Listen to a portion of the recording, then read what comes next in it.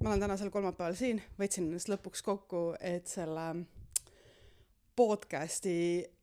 asjaga pihta hakata lihtsalt. Ma olen seda lükanud mitu nädalat edasi, kuna ärev on olla, täiega ärev on olla.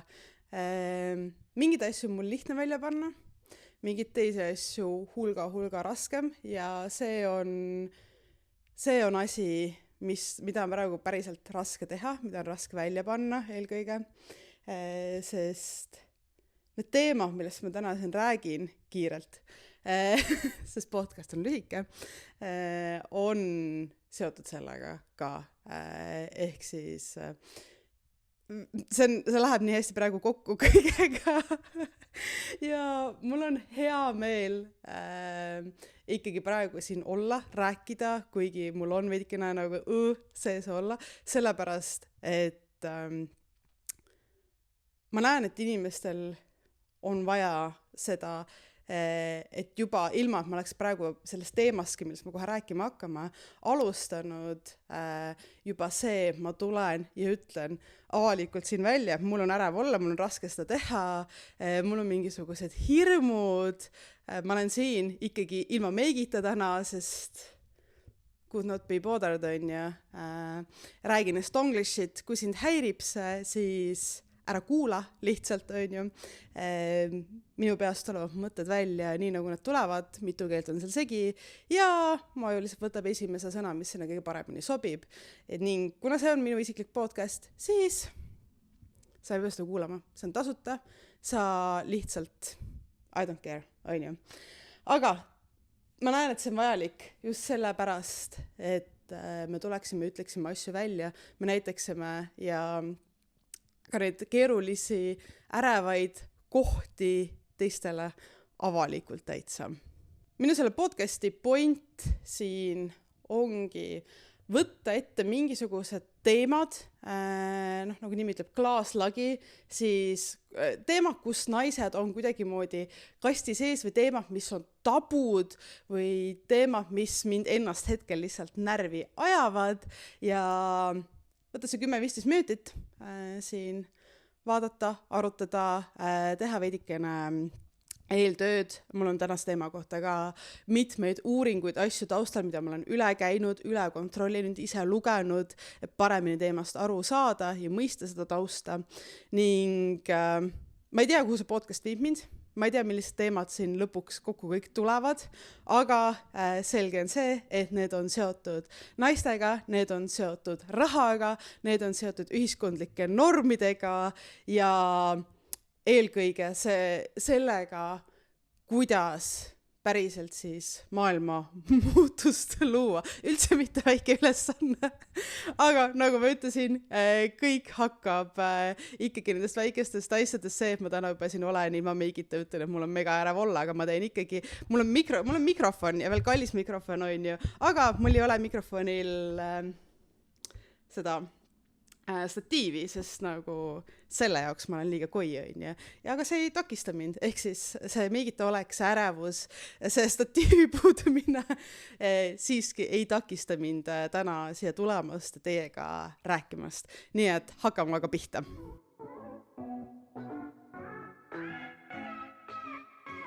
Tänane teema on suhe siis naiste hariduse ja palgalõhe osas. Ning see teema tuli siin läbi mitmete asjade minuni ning keegi mainis mulle, et palgalõhe statistikasse ei ole sisse arvestatud mingid hariduse taset ja värki ja ma teadsin sellel hetkel, kui seda mulle välja öeldi, et selleks, et öelda sisuliselt, mulle öeldi seda, et nagu palgalõhe tegelikult nagu see statistika ei ole korrektne või mis iganes on ju. Ja mul tuli juba see hetk meelde, et ma olen kuskilt lugenud seda, et naised on, nagu rohkem naisi samas vanuseklassis on kõrgharitud kui mehi läbivalt ja see pani mul nagu rattad käima, et okei, mis teema siis sellega tegelikult on, et kas siis oli ikkagi nii, nagu ma mäletasin esiteks, ja on küll, palju rohkem naisi, eriti veel Eestis, on kõrgharitud kui mehi, ehk siis sama vanuseklassiga võrreldes on ju, protsentuaalselt rohkematel naistel on kõrgharidus olemas, on ju, kui meestel. Aga siiski Eestis on ka samal ajal Euroopa üks kõrgemaid palgalõhe, see protsente, mis oli 13,1 eelmise aasta seisuga. Ehk siis, mis teema sellega on? Naised on kõrgemalt haritud ja retsilt nagu vähem tasustatud. Ja siin me ei räägi täna nagu võrdsest palgast, ehk siis samal töökohal, samal positsioonil olevatel inimestel sellest, aga just üldises palgalõhest, et miks need mustrid on sellised. Ma tahaks mõelda, et kui sa seda kuulad, siis sa ei hakka mõtlema esimese asja, et aga miks me üldse sellest räägime, miks on see vajalik teema, sest juba kui me need kaks asja kokku paneme, et naised näevad rohkem vaeva, saavad kõrgema haridustaseme ja ikkagi teenivad läbivalt vähem, kui see sind ei ärrita veidikene, siis ma ei tea, kuule äkki lõpuni, äkki siis hakkab ärritama ka, aga ma arvan, et see ei ole väga suur nagu teema, miks selle üle arutleda ja miks sellest rääkima peaks ja vaadata üle, mida siis selle jaoks päriselt teha saaks, et seda seisu siis päriselt muuta ka. Palgalõhe siis selgituseks tähendab seda, et on võetud meestöötajate ja naistöötajate brutopalgad ning need on siis tegevusalade põhiselt pandud nagu võrdluses, et arvutatud välja, mis on ühe keskmised, mis on teise keskmised ja mis seal see vahe siis tegelikult nagu tuleb, on ju. Et me võrdleme siis üldised palgatasemeid ja täna on siin mitu teemat, mis mul arvutasin kohe kõrval, et ma jumala eest pange ei paneks mingite asjadega või meelest ei läheks, aga meil on mitu teemat, mida ma tahan üle käia, miks uuringute järgi, siis päriselt ma lingin need uuringud, mida ma läbi olen käinud ka siia alla iga kord, nii et saate ise minna ja lugeda täpsemalt. Aga mis on siis sellised põhjused selleks, et meil on kõrge haridustase, aga madal palk võrreldes meestega? Esiteks hariduse poole pealt. Naised lähevad õppima ja valivad madalamalt tasustatud töökohti. Ehk siis see tuleb mitmetest eri põhjustest, aga juba seal on esimene, tegelikult mitte esimene probleem, teine probleem, me läheme kohe selle esimeseni ka, on ju, et rohkem mehi valib tehnoloogiat, IT-d, inseneri tööd, kõike seda on ju, ja naised kalduvad sinna hariduse ja selliste sotsiaalvaldkondade ja mis iganes muu pehmema poole kohati, mis on juba nagu by default madalamalt tasustatud. 2024 Eestis ainult 21% naistest, kes läksid siis ülikooli õppima, valisid tehnilise, kas siis matemaatika, tehnoloogia, IT valdkonna ja ainult 2% meestest läks haridust õppima selle kõrval näitena. Ja see probleem ei teki päriselt kõrghariduse valikul ja sinna astudes, vaid juba enne, kus meil koolides ka kodudes suunatakse tüdrukuid ja poisse erinevalt. See, millega nad tegelevad, nende hobid, nende valikained, kõik see tuleb seal mängu, ehk siis väga varajaselt saab hakata nii-öelda soopõhiselt suunama, mis on tüdrukutele, mis on poistele ja see on tegelikult loogiline, et kui sa oled käinud 12 plus või isegi pluss aastat on lasteapana sinna otsa ka kuskil, kus on pidevalt sulle suunatud, et et see on tüdrukutele, tüdrukud teevad neid asju ja poistele on suunatud, et et teie olete selles head, sina tee seda, robootika on neile on ju, siis on loogiline, et ülikooli astudes valitakse ka erialad vastavalt. Ja ma küll siin üldistan mingites kohtades on ju, tänaseks päevaks on seis palju-palju parem kui näiteks, kui mina koolis käisin, ehk siis ma saan 30 see aasta, ma lõpetasin gümnaasiumi üle 10 aastat tagasi juba tänaseks päevaks. Aga ma näen seda vahet haridussüsteemis juba, kuidas tüdrukutel päriselt on rohkem ruumi teha valikuid, rohkem sellist toetust ka erinevate erialade tegevuste suhtes, ehk siis asi on paranemas, aga ikkagi sellist nagu suunamis kooli ja vanemate poolt on piisavalt, et sellele peaks rõhku panema. Ja seda saab teha minu arust ise märgates, seda saab teha eeskujuks olles, see on see, miks ka mina seda teen nii palju avalikult mingeid asju, et olla eeskujuks noortele tüdrukutele, on ju näidata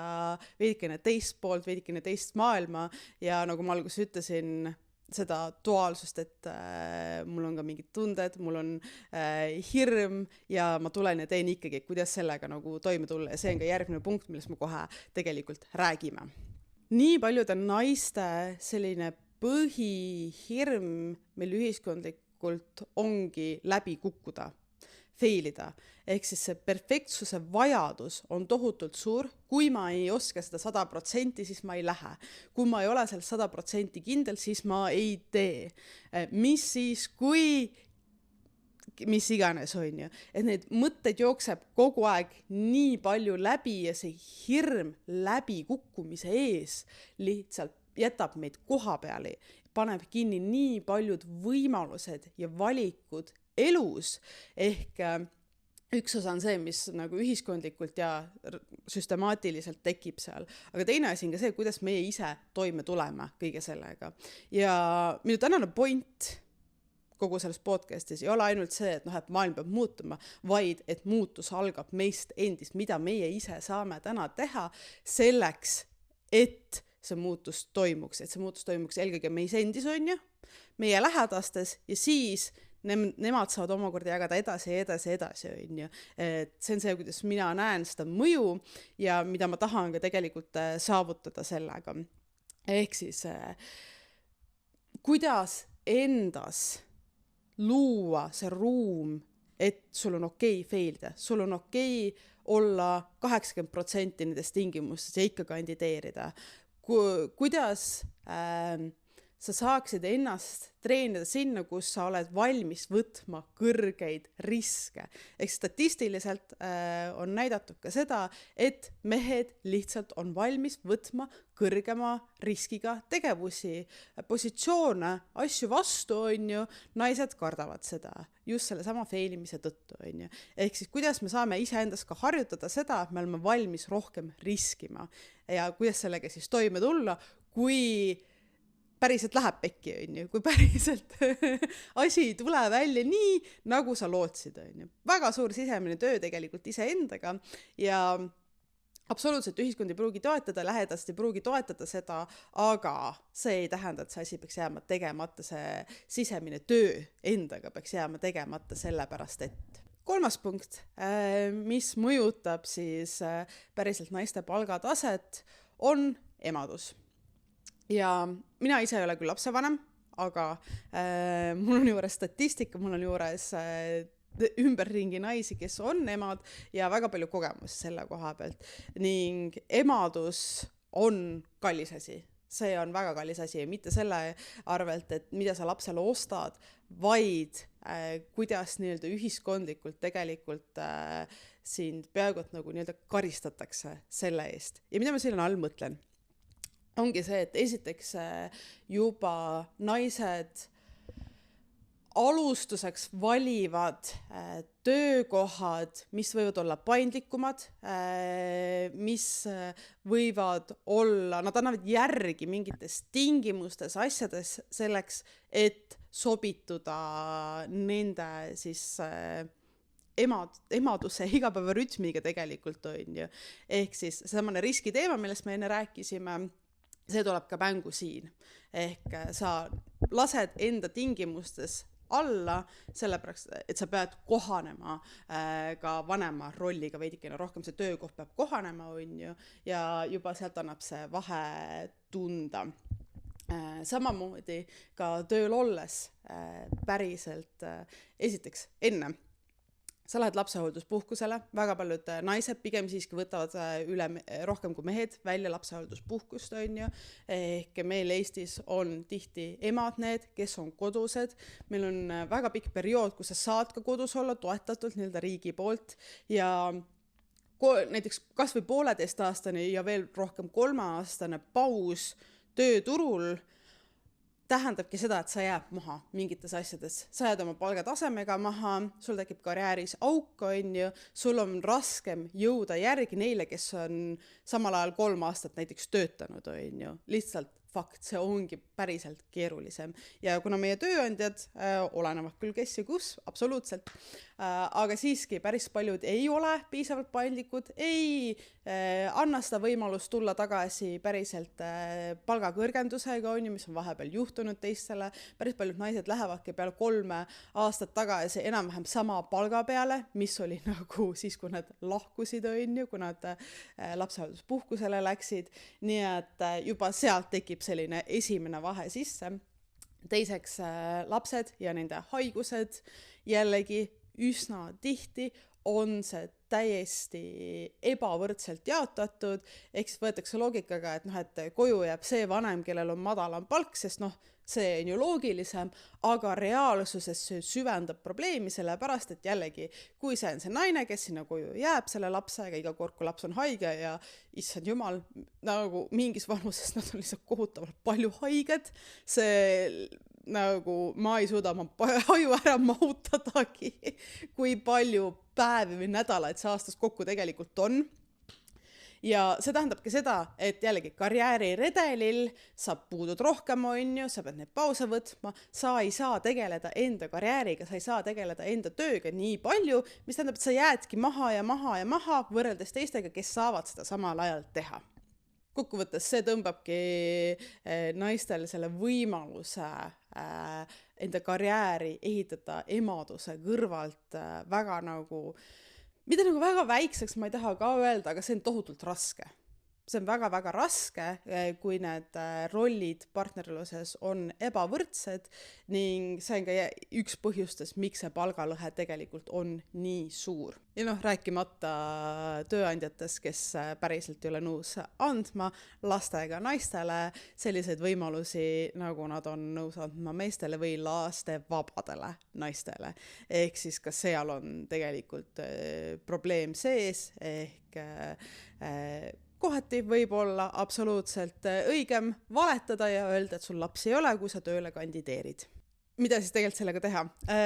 Tervet seda probleemi ma täna siin selle lühikese ajaga absoluutselt ära ei lahenda ja kõiki neid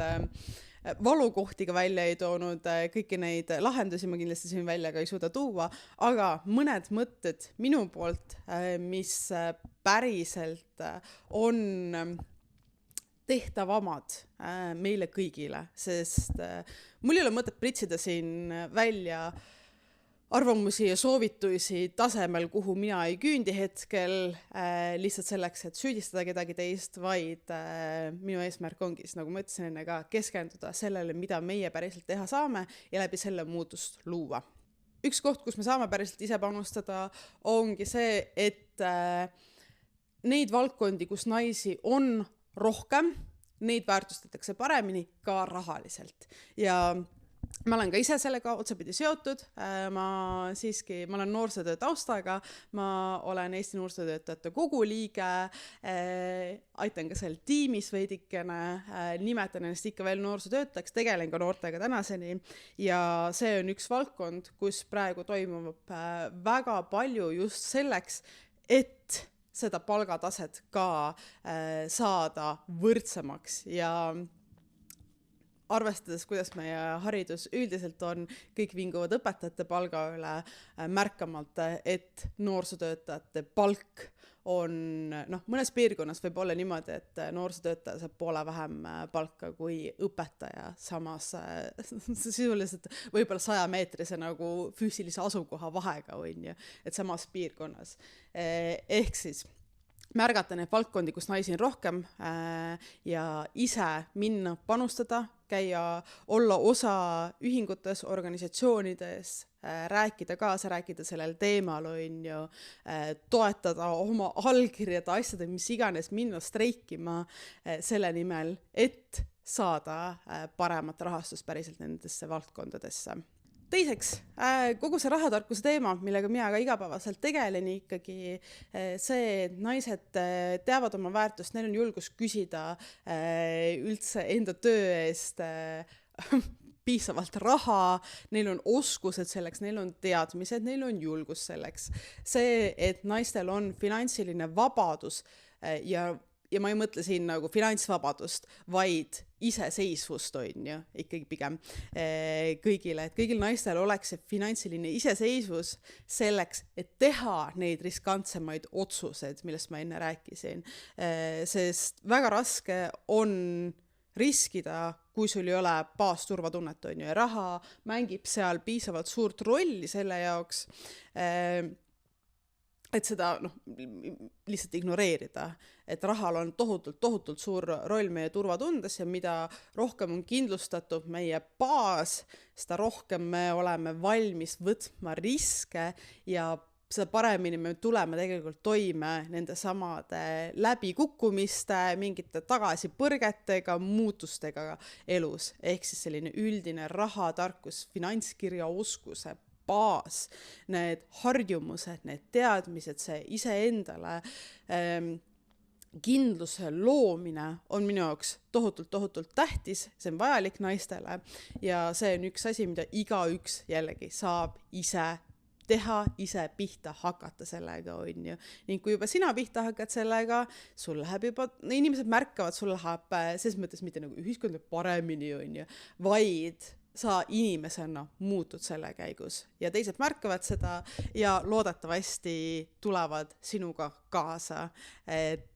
jällegi sina läbi enda tegevuste saad siis inspireerida ka teisi inimesi ning nemad omakorda järgmisi inimesi ja järgmisi inimesi ja nii edasi ja niimoodi me saamegi kõik Eesti naised rikkaks.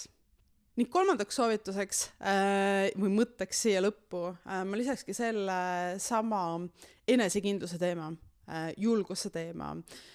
oskuse läbikukkumistega toime tulla, oskuse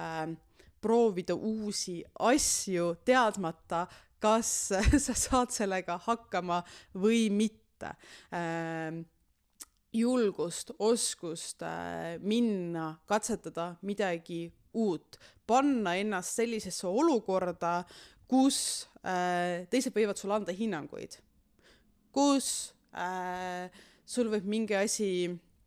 valesti minna, on ju. Ehk see ei tule keegi, ühiskond ei loo sulle seda nagu üleöö ruumi, kus kõik ütlevad, et jaa, mine ja tee, aga meil on ühiskonnas ruume, kus seda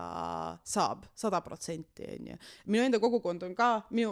sest see on minu jaoks tohutult tähtis, on ju. Mina panen ennast pidevalt olukordades ja ka avalikult olukordades, kus mind saab kritiseerida, kus mulle saab hinnanguid anda, ma teen otsuseid, mis võivad täiesti pekki minna, on ju, aga ma näen, et isegi kui mingid asjad lähevad nagu veits nagu viltu, siis suures plaanis rohkem asju läheb hästi. Suures plaanis rohkem nagu seal tuleb aru saada, et sa ei pea 100% saavutama kõiges, on ju. Või siis, et sa ei pea kõiki asju 100% hästi tegema ka, aga kui enamus asju juba on enam-vähem ja neist midagi liigub ja midagi toodavad või midagi tagasi annavad, siis need üksikud, mis nagu veits võssa lähevad, see on normaalne, see on okei, see on see hind, mis sa maksad tegelikult nende võitude eest, on ju. Ja see on mulle tohutult tähtis ja see on ka üks põhjustest, miks ma enda rahatarkuse kogukonda alustasin, et ma isegi mitte ei mõelnud, et ma siin plaagin seda, aga päriselt näitamaks seda, et neid ruume on ja kui sa ei leia enda jaoks seda turvalist ruumi, kus on teised inimesed, kes toetavad seda, toetavad neid raskeid otsuseid, seda enesearengut sinus, neid veidrad asju, mida sa tahad katsetada, siis sa saad seda ka ise luua. Ehk jällegi, sinu enda veidikene nagu kohustus on minna luua see, millest sa puudust tunned. Et kui sa jääd seda ootama, et keegi teine seda teeb, siis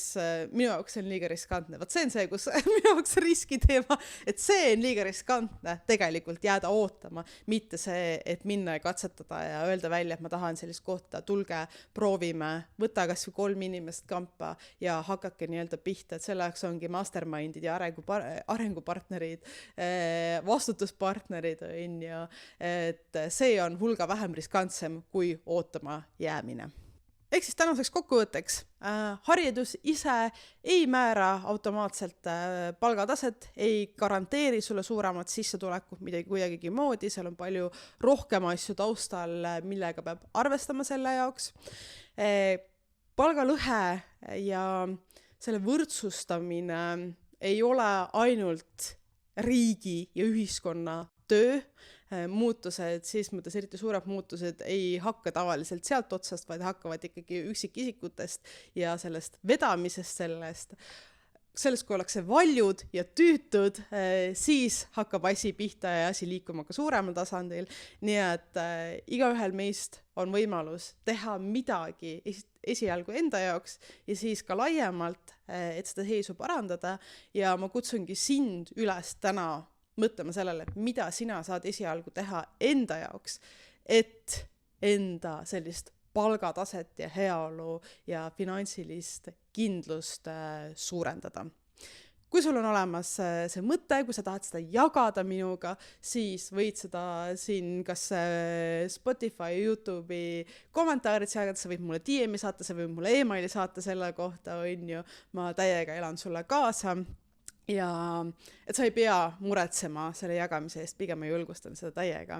Ning kui sul on mõtteid teemadest, mida sa tahaksid, et ma räägiksin, arutaksin siin üksi muudkui, loodetavasti ikkagi ka koos teiega lõpuks, siis anna mulle ka palun teada. Seniks järgmise korrani. Tšau!